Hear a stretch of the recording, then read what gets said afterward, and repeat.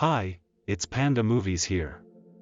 Today, I'm going to explain the movie called Code 8. Warning, there are spoilers ahead. Enjoy the video. The public's awareness of persons with superhuman powers, known as powers, grew in the early 20th century, prompting the government to pass a legislation mandating all powers to register their talents. They immediately became an important part of the economy, particularly in the development of Lincoln City as the city of tomorrow. Powers are sidelined in the face of rising mechanization as the Second Industrial Revolution begins, leading to significant prejudice as second-class citizens. By the 1990s, the Trust, a criminal organization, had flooded the streets with Psyke, an addictive drug manufactured from the spinal fluid of desperate or trafficked powers. While a citywide powers ban is contested, police departments begin employing advanced drones called Guardians and facial recognition software to combat power-related crime.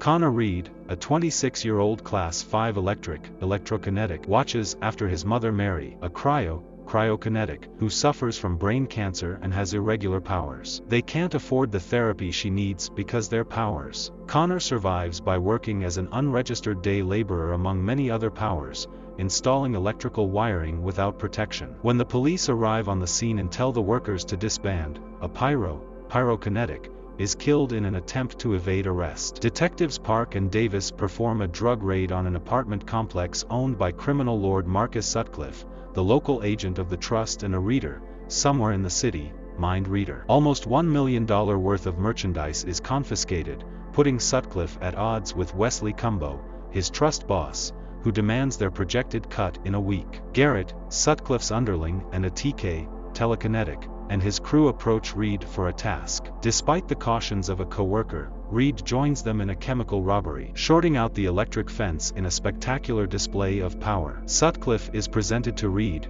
and Reed meets Nia, Sutcliffe's alleged girlfriend. The next day, Park and Davis arrive on the scene and discover that Sutcliffe is cutting his remaining product with the stolen chemicals, indicating that he is desperate for money. Garrett recognizes Reed's untapped potential and decides to assist him in earning enough money to pay for his mother's treatment. He begins training Reed in the use of his abilities and employs him as a psych enforcer. Garrett's crewmates, notably Freddie, a mute brawn, hyper strength, and Maddie, Garrett's lover and a pyro, become close to Reed. To repay the Trust, Sutcliffe has the group rob a bank, but the vault only holds $50,000. Cumbo's shapeshifter, assassin Copperhead tries to assassinate Sutcliffe for not repaying his debt.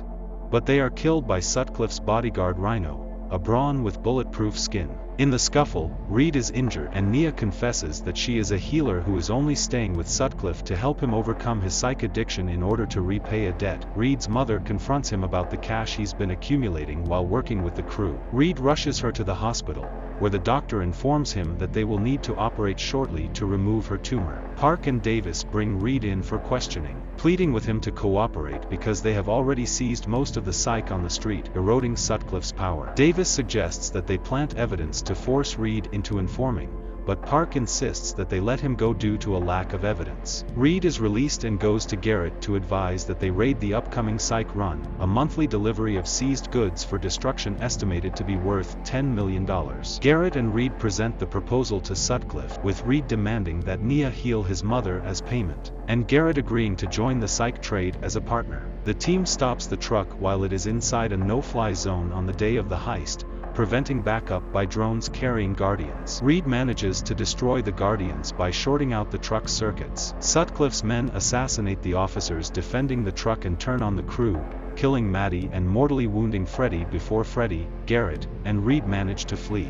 The medicines are taken by Rhino, while the drone pilot ignores the no-fly zone and drops more Guardians into the area, killing the rest of Sutcliffe's men. As Reed and Garrett drive away, Freddie passes away. Reed informs Garrett that Sutcliffe betrayed them in response to Garrett's demands, and the two men part ways. The captain of Davis and Park is upset that Reed was not apprehended before the heist and insists that those responsible be brought in. Park pays a visit to his daughter, a TK power who is frightened of being taken away since she is having difficulty controlling her talents. Reed makes contact with Park and provides Sutcliffe's hideout to him. Sutcliffe's hideout is raided by the cops, while Reed and Garrett seek vengeance at his escape route.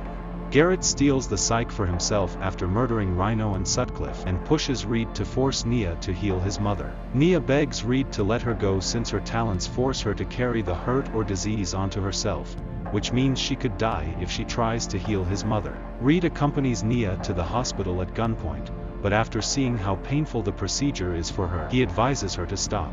Before his mother passes away, Reed says a heartfelt goodbye to her. Reed drives to the police station and hands up his truck to Nia so that they can leave the city. To atone for his transgressions, he resolves to give himself in. Garrett gives Cumbo the Psyche and takes over the drug trade in Lincoln City for the trust. Before serving his sentence, Reed pays an emotional visit to his mother's grave, while Nia pays a tearful visit to her father in prison, whose debt she was paying off with Sutcliffe. Meanwhile, due to the heist, the Powers ban is being debated, and Park unwillingly takes a medal for the raid on Sutcliffe.